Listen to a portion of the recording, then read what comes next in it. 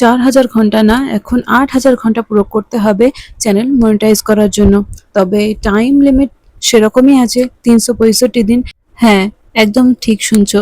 তো time limit এখন 4000 ঘন্টা না, 8000 ঘন্টা। ইউটিউবের নতুন ক্রাইটেরিয়া মনিটাইজেশনের জন্য 4000 ঘন্টা থেকে বেড়ে 8000 ঘন্টাই হয়ে গেল। তো আমরা এতদিন ইউটিউবাররা ভাবতাম 4000 ঘন্টা এত বেশি টাইম, এত বেশি ওয়াচ টাইম আমরা কিভাবে পুরো করব, কিন্তু এখন সেটা বেড়ে ডবল হয়ে গেল।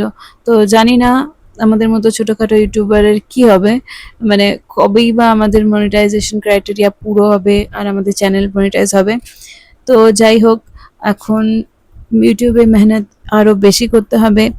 তো দেখাই যাক কি হয়। তো দেখো টাইম লিমিট সেরকমই আছে 365 দিন। তবে একটা ভালো খবর এটা এর মধ্যে যে এখনই এটা শুরু হয়নি, 2027-এর জন্য এই আপডেট। তো ফেব্রুয়ারির 1 তারিখ।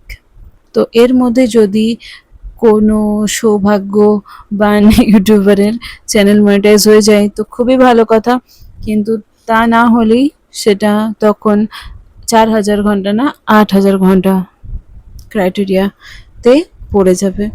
তো দেখো কার কার চ্যানেল মনিটাইজ হয় আর কার কত টাইম লাগে।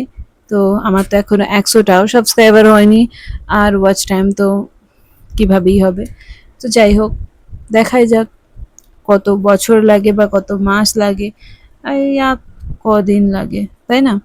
তো তোমরা সবাই পাশে থাকলে, সাথে থাকলে অবশ্যই কমপ্লিট করতে পারবো। তো আজকের ভিডিওটা এই অবধি, টাটা।